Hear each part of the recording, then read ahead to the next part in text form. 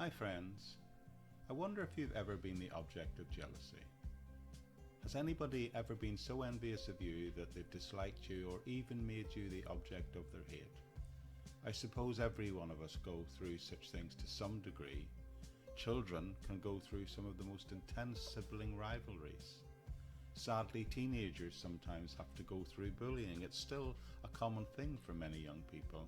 What can often start out at teasing at school can turn into really cruel bullying. Excuse me. I'm sure you've heard stories, just as I have, of how children have even been driven to suicide because of their treatment at school.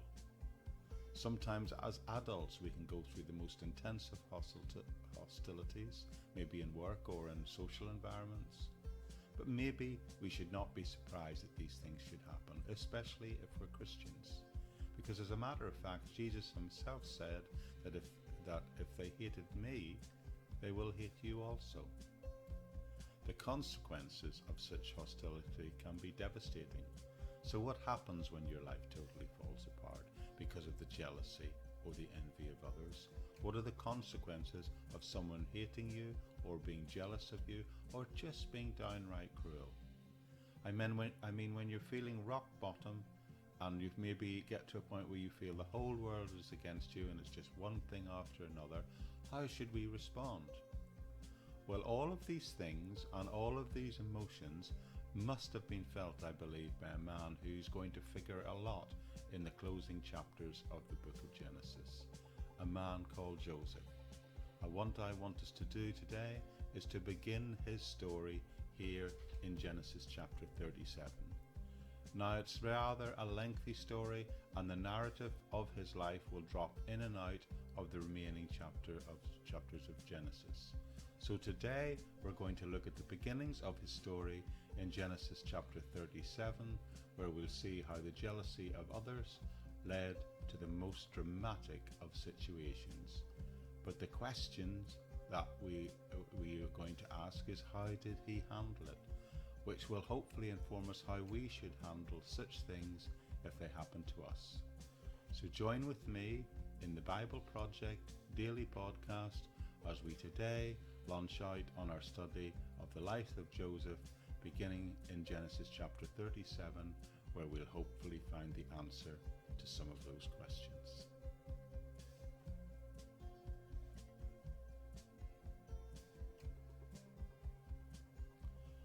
Now let me remind you, if you're here for the first time, you're very welcome, and maybe you were just searching for a study on the life of Joseph and it's brought you here.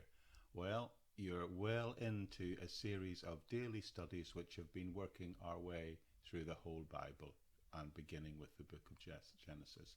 So please feel free to go back to the beginning and join us on this amazing journey together. Also, if you're new, you may not be aware that a full transcript, auto-generated, but fairly accurate usually, is of what I've said is created and then put in the episode notes section of any audio version of the website, which is hosted on the address also in the episode notes on buzzsprout.com. But whatever platform you happen to be receiving it on, your audio version, whether it be Amazon Prime, Spotify, Apple Podcasts, all these various podcast platforms, it doesn't matter. As long as it's an audio version, you can find the transcript within there.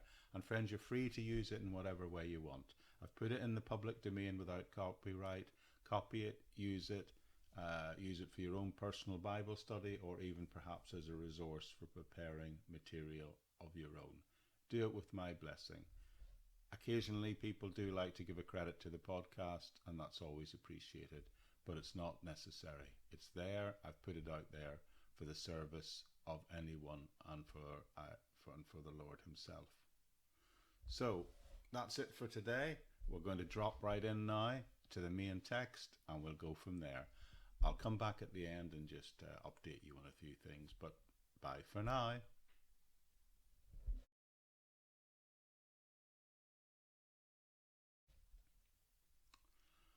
Hi friends, here we are in part one of what I think will be three daily studies looking at Genesis chapter 37, and I've given the overall title to this chapter in this early revelation of the story of Joseph. I've called it How to Handle Hatred. And the question I've asked, as by way of introduction, is I wonder if any of us have been the object of jealousy.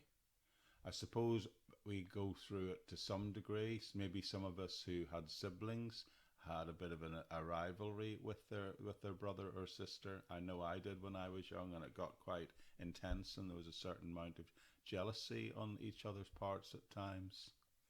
But maybe we should not be surprised that at times in our life we may face jealousy, envy, maybe even outright hostility and hatred, because Jesus himself said that this could happen to us, and he reminded us that if it happened to him, which it did, then it's very likely that it could happen to us.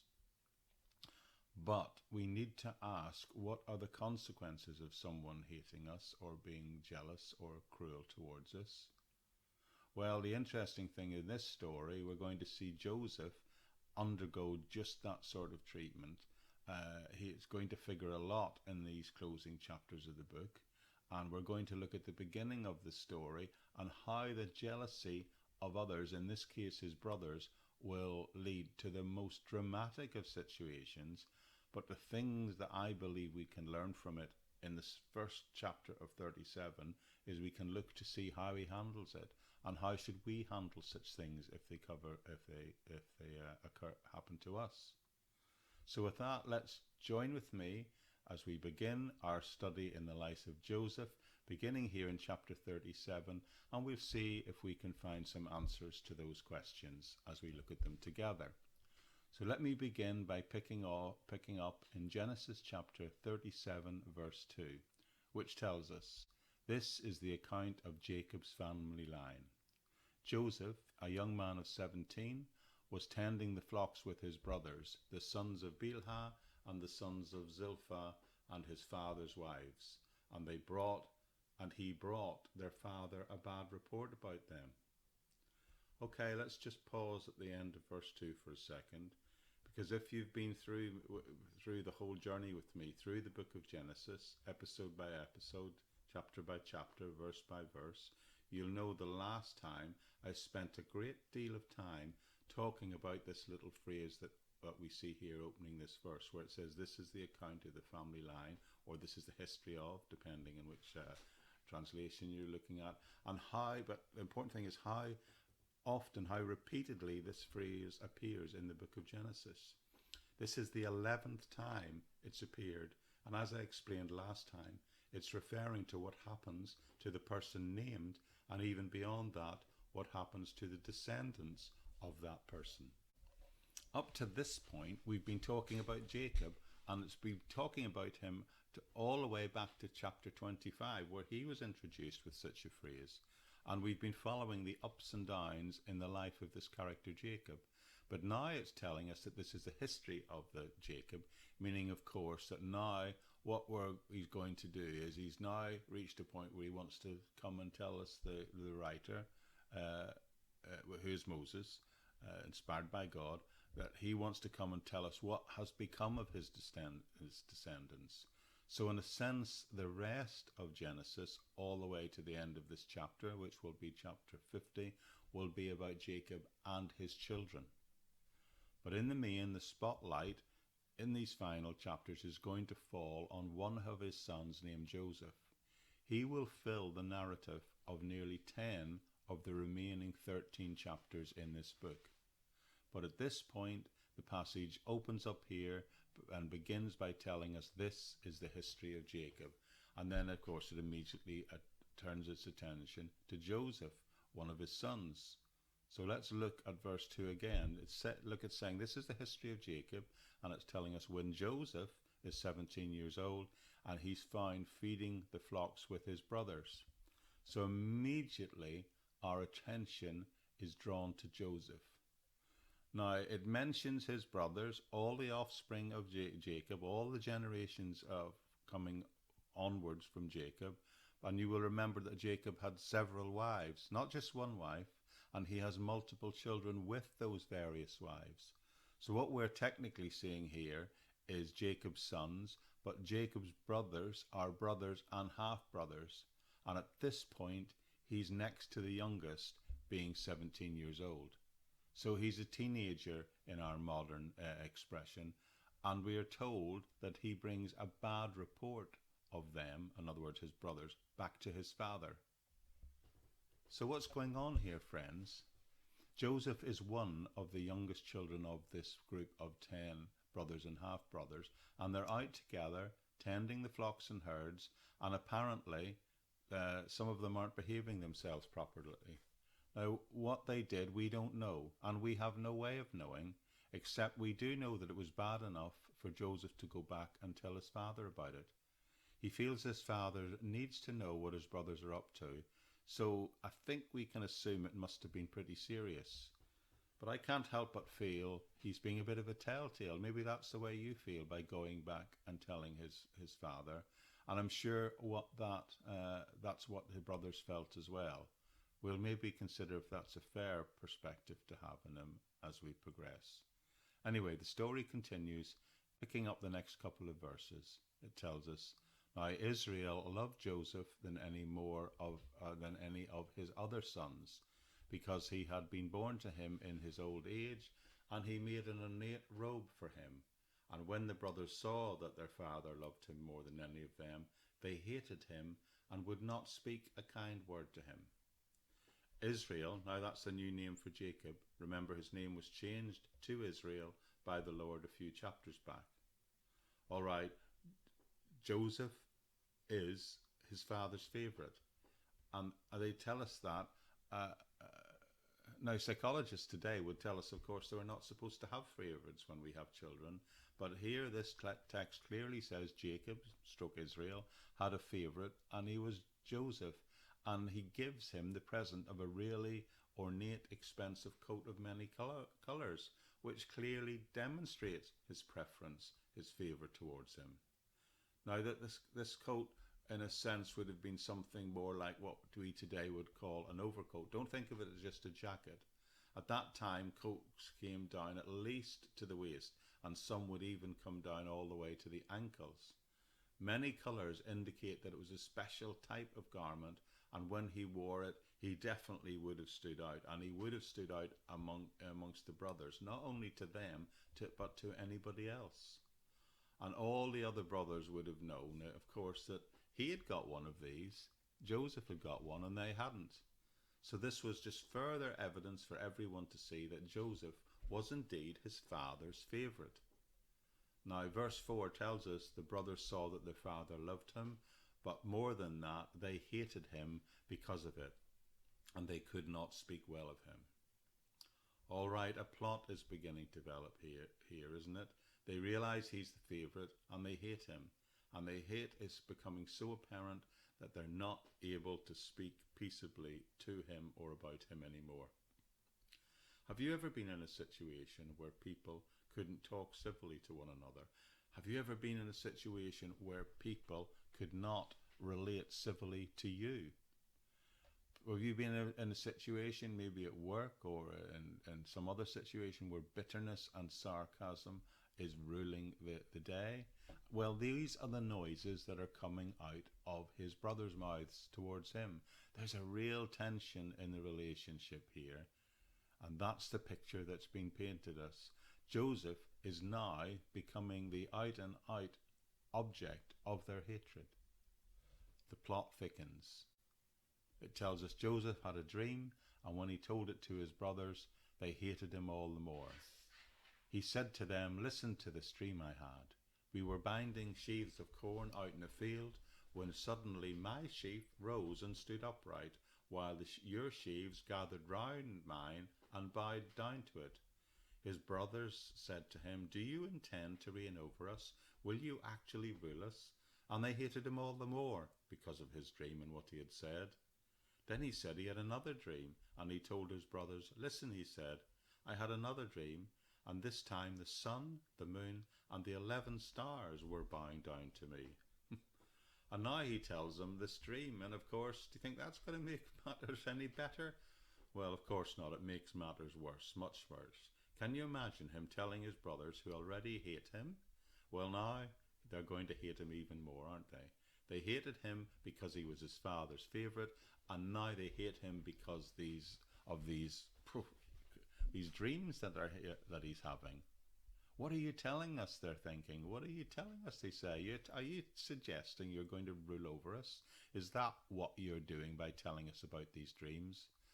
Delusions of grandeur, people might call it today. That's how people would describe such a thing, I think, if they saw it today. So needless to say, his brothers are not happy campers. Then he tells them he dreams another dream, and this one is about the sun, moon and stars bowing down. But maybe, the question we have to ask, should he have kept these dreams to himself? In this dream, he says, the sun, the moon and the stars bowed down before me. Wow, he's not exactly being subtle, is he? Anyway, the narrative continues.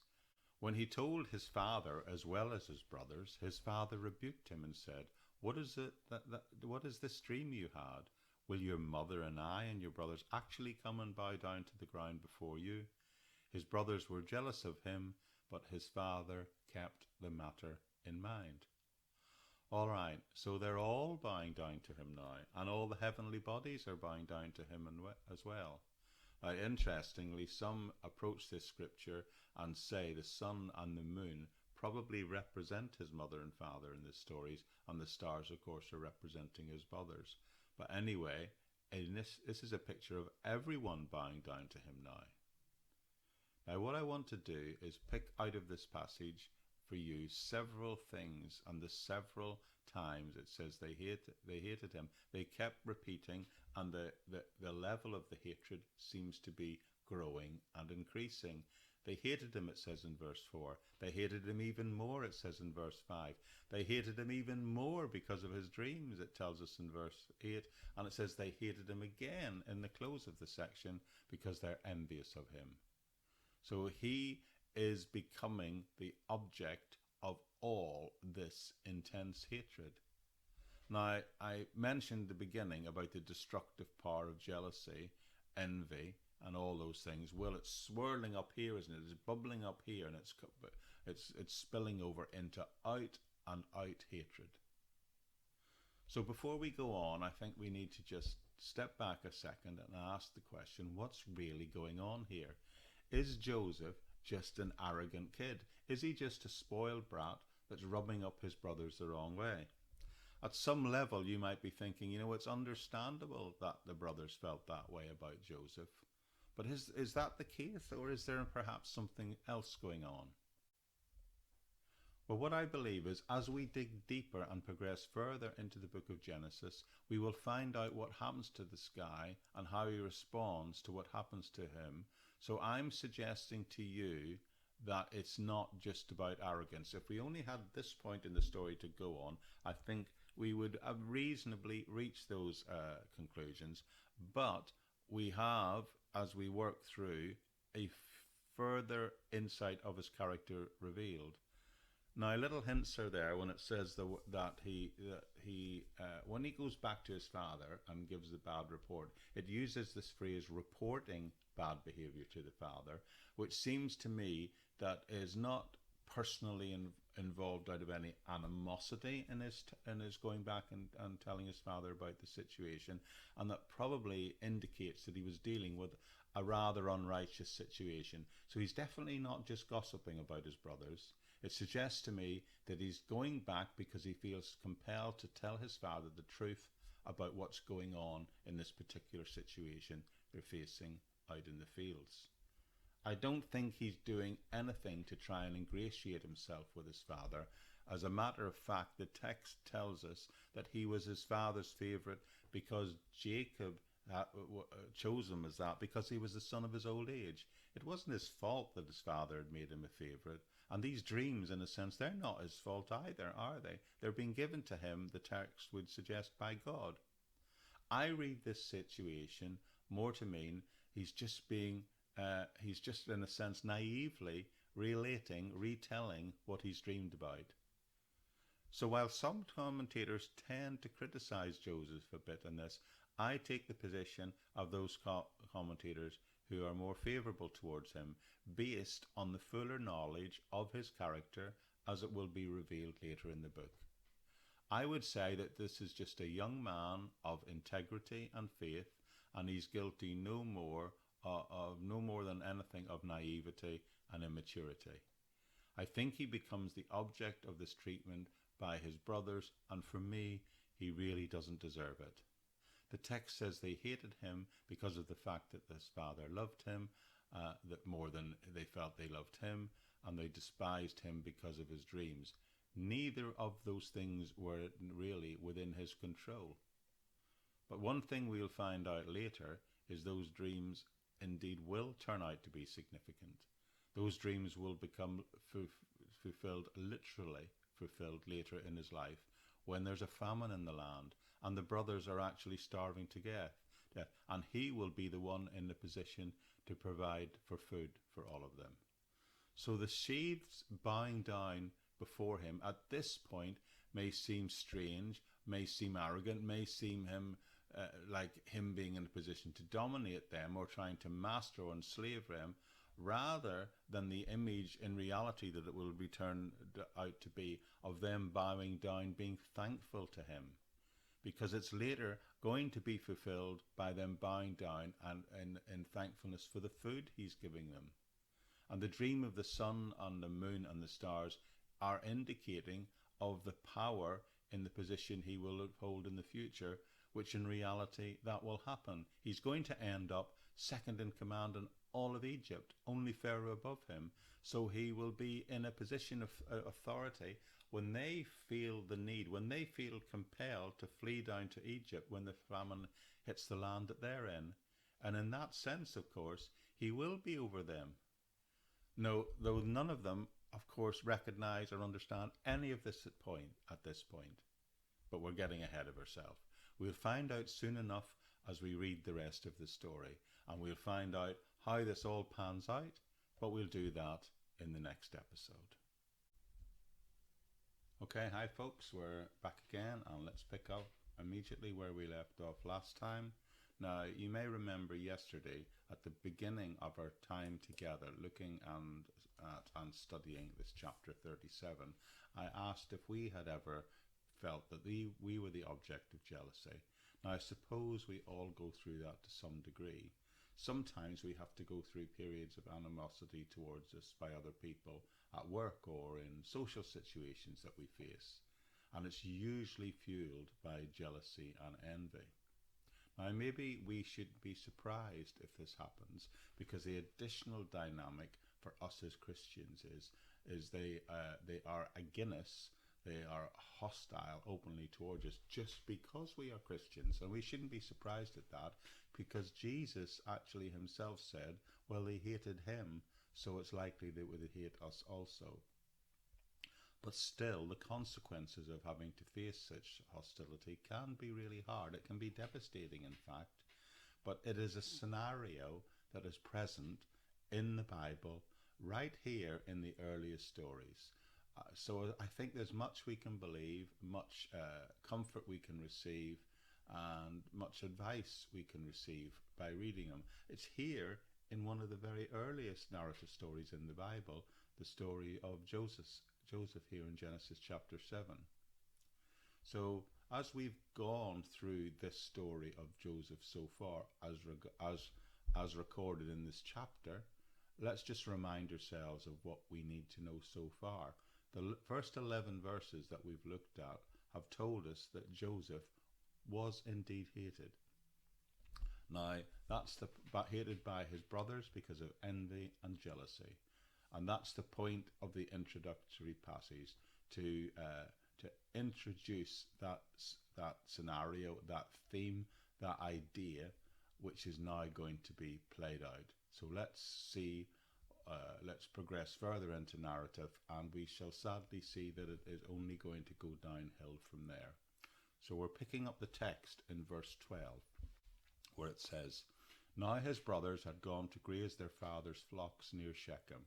And Israel said to Joseph, As you know, your brothers are grazing their flocks near Shechem.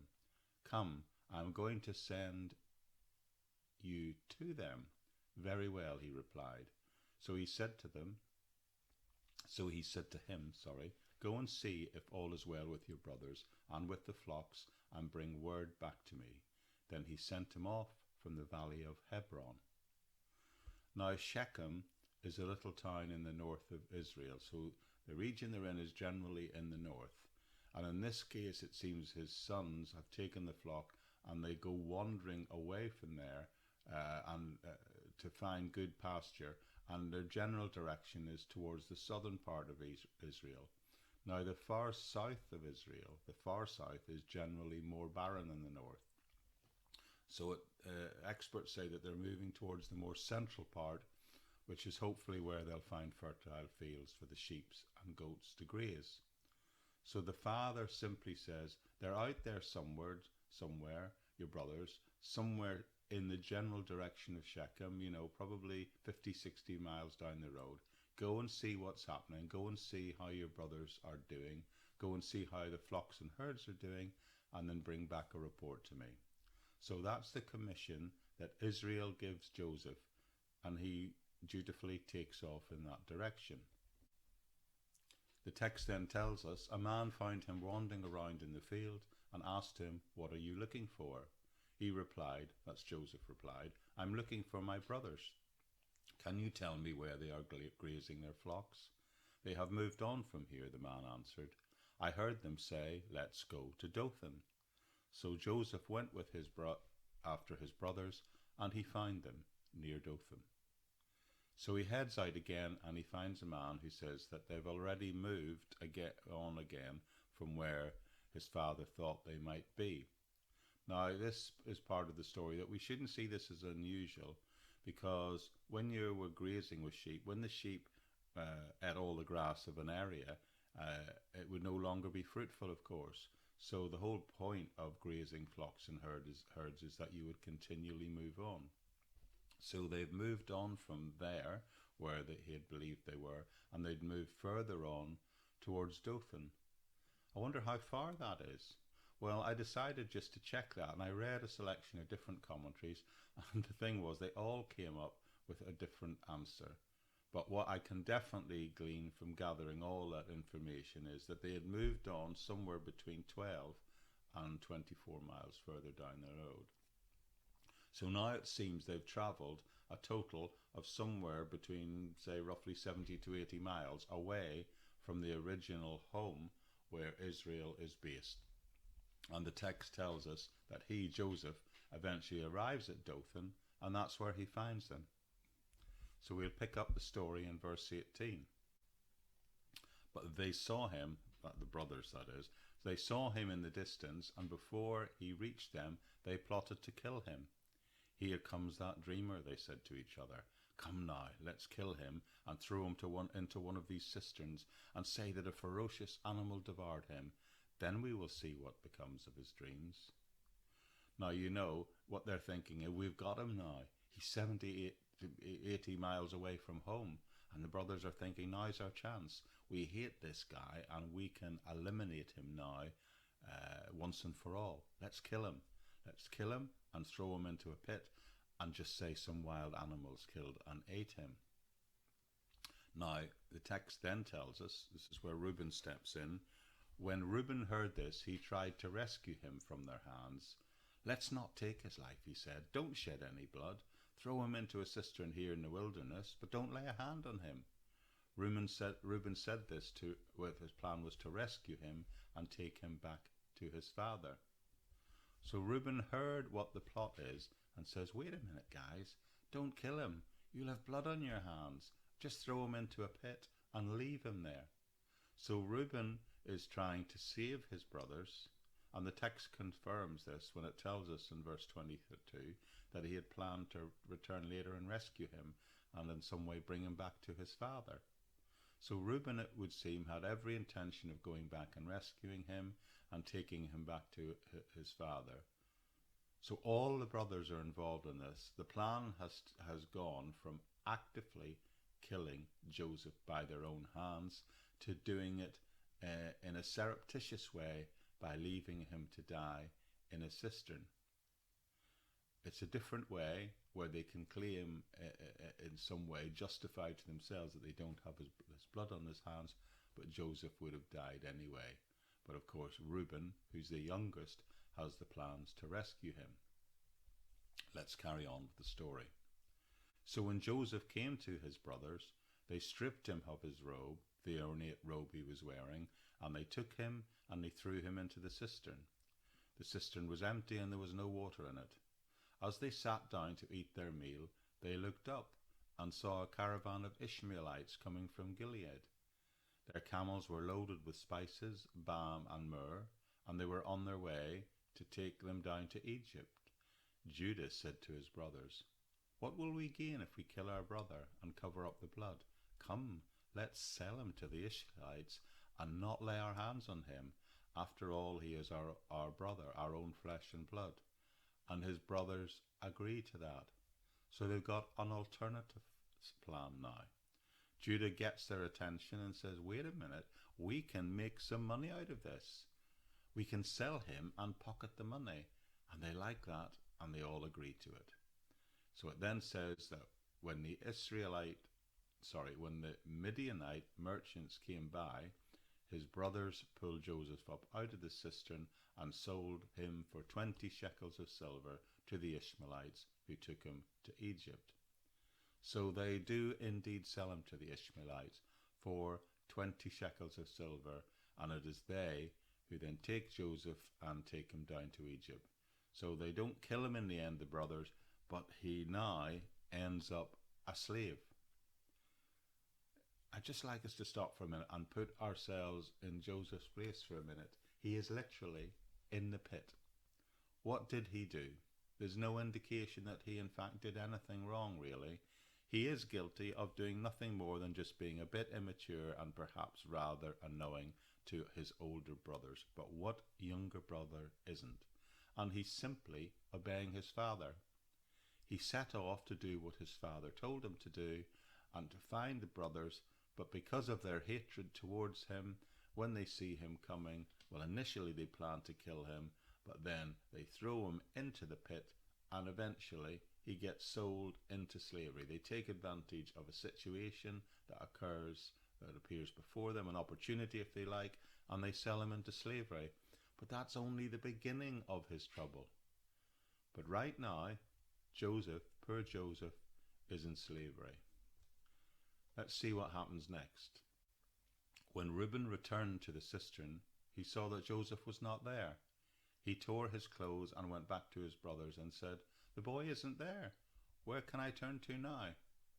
Remember, Reuben was the one who persuaded them not to kill Joseph, and he had always intended to go back and rescue him. Do you remember that? So now he goes back and he's not there. And it tells us he tears his clothes. Now, if you're wondering what that means, in the ancient world, when you see that, and it appears and occurs in the Bible quite regularly, when you see that someone tears their clothes, this is seen as a sign of deep grief. He's grieving the fact that his brother is missing, and he doesn't have a clue as to what happened to him at this point. So he goes to his brothers and says, "What shall I do? He's gone. What are we going to do?" So the brothers then, they get Joseph's robe. Well, I'll read the text. The brothers, they get Joseph's robes, slaughtered a goat, and dipped the robe in blood. They took the ornate robe back to their father and said, "We found this. Examine it to see whether it is your son's robe." So, let's see. Notice carefully what they say. They cover the robe in blood, but they take it to the father, and they ask the father if he knows whether it's his son's tunic or not. So that talk about being shrewd. Remember, the original idea was to kill him and say some wild beast ate him. And they don't overtly say Joseph got attacked by a wild beast. So they don't lie and say they witnessed this. They just say, "Well, we find this tunic." They ask the question, and the question is, "Do you recognize it, Israel?" Well, of course he's going to recognize it. It was very distinctive, and he gave it to his son. But they don't go to him and say, "Oh, look, this is the tunic of our brother Joseph." They just ask him, "Is this the tunic of your son?" And they don't even use the term brother as their brother. They describe him as his son. So everything they're saying and doing here is just an indication of, well, the shrewdness of their plotting and their manipulation of the situation, and of course their intense dislike of Joseph. So, of Jacob, sorry, and their intense dislike of Jacob. So he recognized it and he says, yes, it is my son's robe. Some ferocious animal has devoured him. Joseph has surely been torn to pieces. Then Jacob tore his clothes, put on sackcloth, and mourned for his son many days. All his sons and daughters came to comfort him, but he refused to be comforted. No, he said, I will continue to mourn until I have joined my son in the grave. So his father wept for him. So Jacob recognizes the coat and he jumps to the conclusion that Joseph has been killed by a wild animal. So Jacob, Israel, tears his clothes and puts on sackcloth and mourns, it says, for many days. Now, I'm sure you've heard of this phrase, weeping in sackcloth and ashes. What would happen there is when we see that described, is it's talking about the mourners pouring ashes on their head and wearing sackcloth. Now, the sackcloth would be very rough and uncomfortable against the body, and that was seen as part of the biblical grieving process, the thing that people went through in those times. And verse 35 says, all his sons and his daughters arose to comfort him, but he refused to be comforted, and he actually says, I'll go to the grave mourning my son. Then the story continues, and it tells us, meanwhile, the Midianites sold Joseph in Egypt to Potiphar, one of Pharaoh's officials, the captain of the guard. Now that's the last verse of this chapter, and it's introducing us to what's going to happen to Joseph in the next chapter, but we'll get to that later on. But right now, I want us just to pause and say what's going on in this chapter so far. The story itself is pretty straightforward and plain to see. It's basically because of their envy and hatred towards him. His brothers have plotted against him, sold him into slavery, and at the same time deceiving their own father into believing that their brother, his son, was dead. That sort of sums up what's going on in this chapter. But I think we'll just take a break there, and we'll return later and we'll think about what observations and what observations we can draw from it and what lessons we can learn from it. But we'll do that together next time.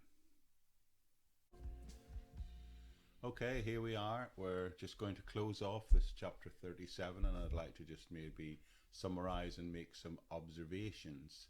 And if you remember, I gave the overall title to this chapter, asking the question, well, could it teach us anything about how to handle hatred?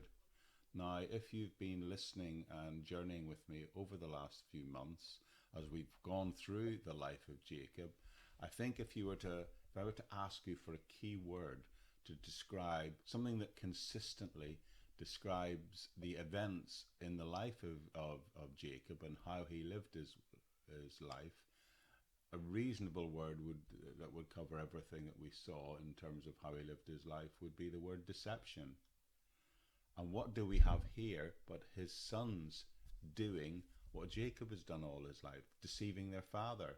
And so Jacob becomes the victim of a deception himself, perpetrated by his own offspring. Do you remember how Jacob himself started off his own adulthood way back about 10 chapters ago? He launched off his adulthood, his coming of age, if you like, by deceiving his father.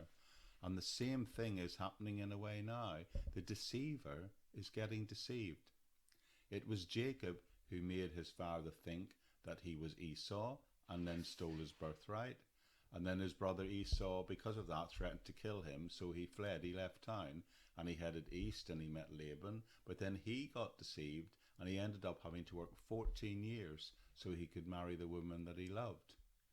He was deceived again because he married the older sister when he thought he was marrying the younger sister. So again, the conniver gets deceived.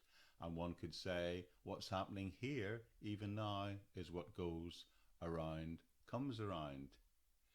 He tricked his way out of the land of Laban, and he returned, escaped, you might say, to his homeland. And then after living 10 years in Canaan with his family, all his children around him, this happens to him.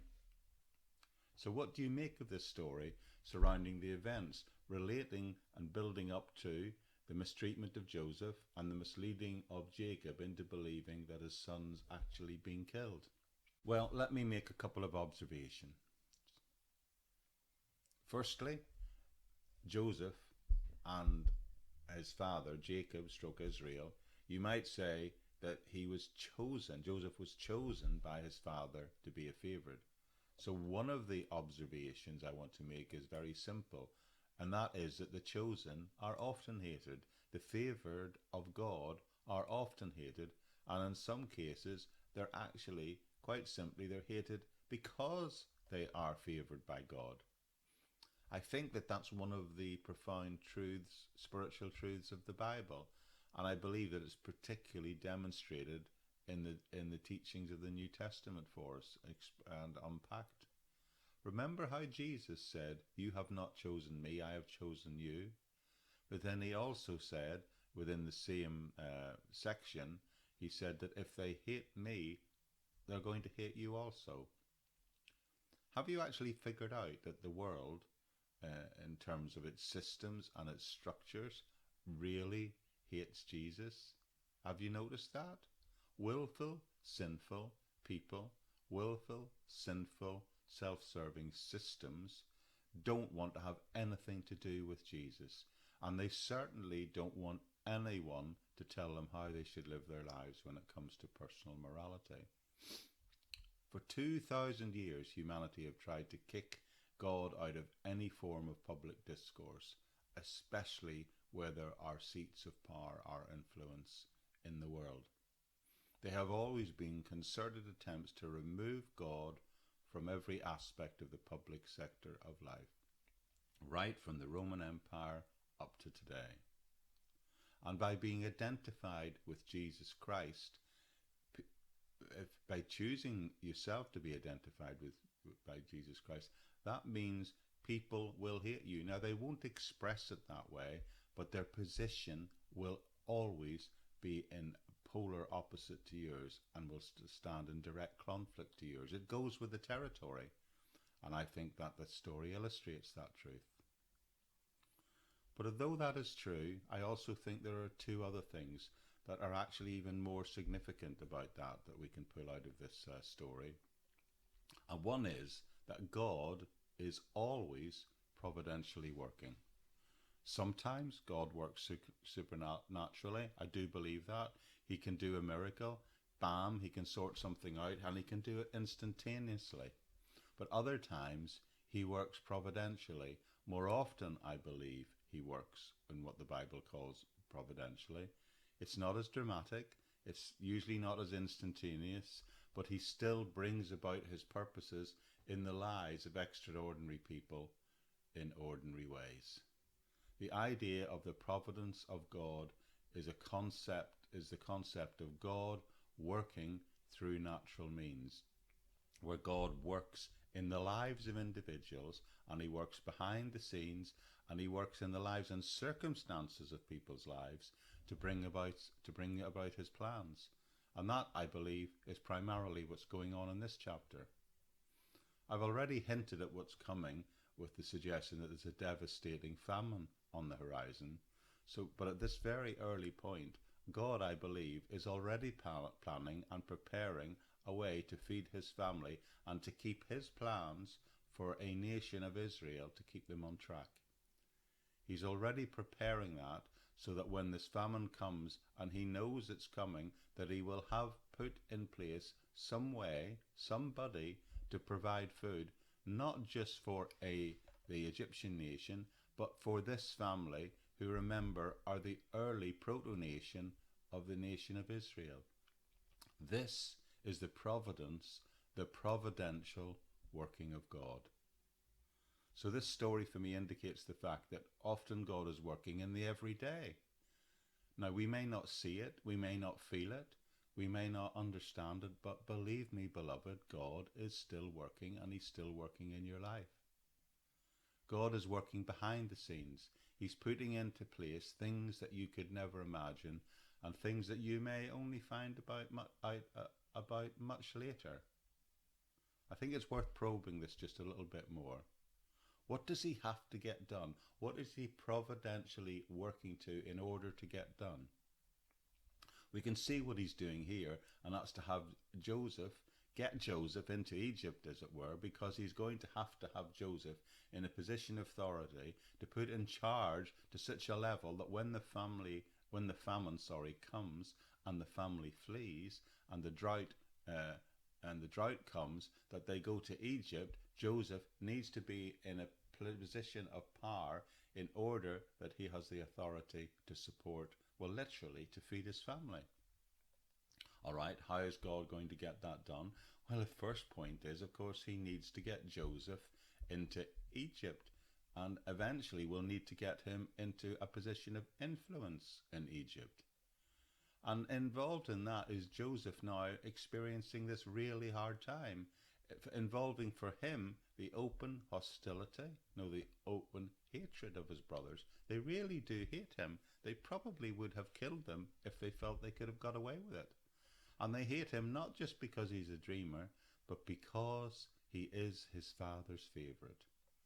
They almost did kill him, but at the last minute they decide to sell him into slavery instead. So God can use the hatred and the deceptions of other people to still get his will done. Does that boggle your mind? God can use the hatred of other people. God can use the envy and jealousy of other people towards you or towards anyone. He can still even use that to fulfill his purposes. If you look with me at a verse in Psalm 76, there is an incredible truth there that I think sometimes gets passed over.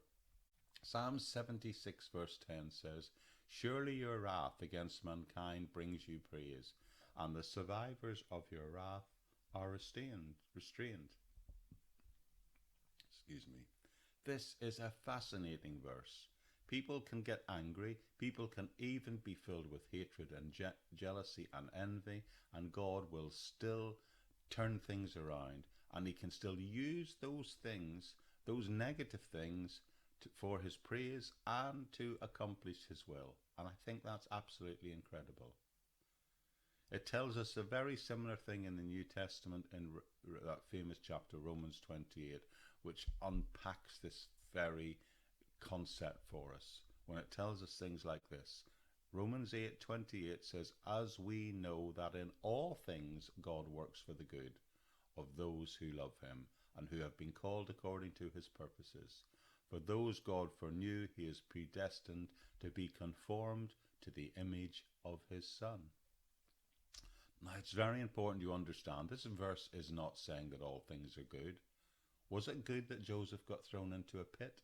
No. Was it good that he was hated? No. Was it good that he was sold into slavery? No. We haven't actually heard the rest of the story yet, but it's going to get worse. He's going to end up in prison. He's actually going to get framed for something he didn't do. Was that good? No, of course not. But what this verse is saying, what this verse is teaching us, I hope, is that all things, all circumstances can work together for good. It's not saying that all things are good. It's saying that they can be used to produce good. But what's the good? What is the good that is going on here? Well, Romans chapter 8 tells us ultimately what that good thing of God is. And if you look at this passage again, look at these verses again carefully, and you'll discover that that thing which is good for us is that we be conformed to Christ through these difficult circumstances. God can allow all these devastating things that come into our life. No, more than that, God will use any devastating things that can come into your life if we respond to them properly. If we respond to them properly, he will use them to conform us into the image of his son Jesus. He will use them to make us a little more like Christ, a little more like Jesus. When we're given a challenging, difficult thing to deal with in our life, it equips us later on, if we respond properly, to help other people who are going to be going through those same things, and enables us to be more Christ-like in the unique, special circumstances of what we have gone through and we now share with other people. So my point here are very simply these 3 points really. Firstly, that chosen people are often hated and have people turn against them, and that happens precisely because they are chosen and favoured by God. But secondly, God will always be working providentially in the background. He's working behind the scenes in every circumstance to accomplish his will. So I started out a few days ago when we began to look at this chapter 37 by asking the question, is how do you handle all the stuff that life can throw at us? Well, I believe I can do that by making a third and final observation. And that is that if you look at this story in the narrow shorter term, you will see nothing but heartbreak and heartache. And if you look in your own life in the narrow shorter term and in the particular circumstances you're in, you may feel at that moment that it's just about heartbreak and heartache. If you're going through a really tough time in life and you look at what's going on in your life and you just hold it there and look at it in the short term, you may see nothing but the problems that you have. You may see nothing but the difficulties that you're experiencing. But if you take this story in Genesis as a template and look at it in the context of the whole narrative within the book of Genesis, and the whole narrative particularly in the life of the individual Joseph that this story is dealing with, then what you will see that is in the long term, these individual events, these individual pieces in the puzzle that in the moment are truly painful, turn out to be used by God totally to fulfill his purposes. So if you miss everything else I'm saying today, here's one thing I believe it's really important that you grasp hold of, that you really get a handle on. That is, if you're facing envy, if you're facing jealousy, if you're being mistreated, well, the way to deal with those things, even if it feels to you that your whole world is falling apart, you need to place those circumstances within the wider context of God's plan for your life. The way to handle any form of suffering in your life is to place it within the wider, higher, greater plans of God for your life.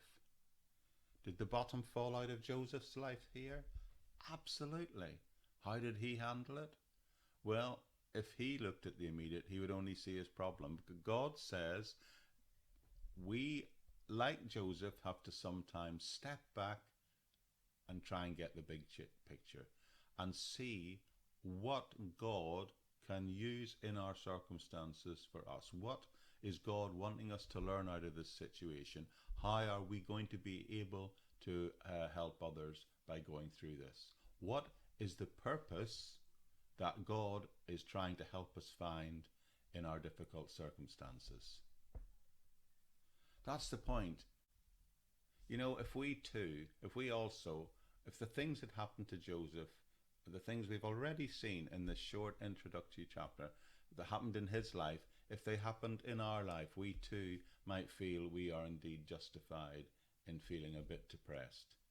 He ends up literally being sold as a slave into Egypt, from going from his father's favourite son to a slave. But if you hold this within the context of the story of his entire life, you can see that God is using all of this to prepare him for future service. That was God's purpose, and he hinted at it ahead of time, and what that purpose was by giving him these dreams. He said, I'm going to give you a dream, and you're going to have authority over people and help support and answer the incredible trials that they would go through, even over these scoundrels of his brothers. He tells them ahead of time. He gives them hints ahead of time of what's going on. Though, and in fairness, at that point, Joseph probably didn't understand it. And that is often what we will experience too. God will be speaking to us in these circumstances. He'll be giving us a vision ahead of time as how this is going to pan out in our lives. So friends, if you're going through a hard time, if you're going through things like I've described in these last episodes, well, if you look at in the immediate, you'll just see the problem. But if you can back off and respond properly, you may very well have revealed to you exactly what God wants you to learn in your life through these difficult circumstances. God may, in fact, very well speak to you directly through these circumstances. Probably not in a dream, because for us today, it's more likely to be in His Word. Because in His Word, God has fully revealed what He's doing and what His plans are for our lives and how He's preparing us for future works of service. Remember, all of this is to enable you and I to become conformed, as the Bible calls it, to be made more Christ-like, to be made more like Jesus, and to be put into a position and equipped to serve in that position.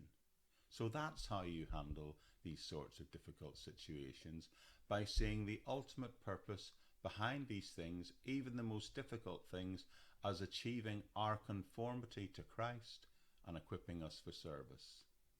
Now, ironically, by selling Joseph into Egypt, his brothers actualized the very dream that they sought to subvert. They actually actualized the raising up of Joseph into a position of influence and into a position of service. That's the providence of God. People who serve faithfully as unto the Lord, it's true, they sometimes may face opposition, they sometimes may even experience persecution, but God will preserve them so that they can fulfill God's given purpose for them in their lives. I'm truly saddened that people who serve faithfully unto the Lord often experience suffering. I'm saddened when I hear about persecution, particularly of Christian believers, but God will preserve them so they can fulfill their God-given destiny. So never look at the chaos of the moment in your life.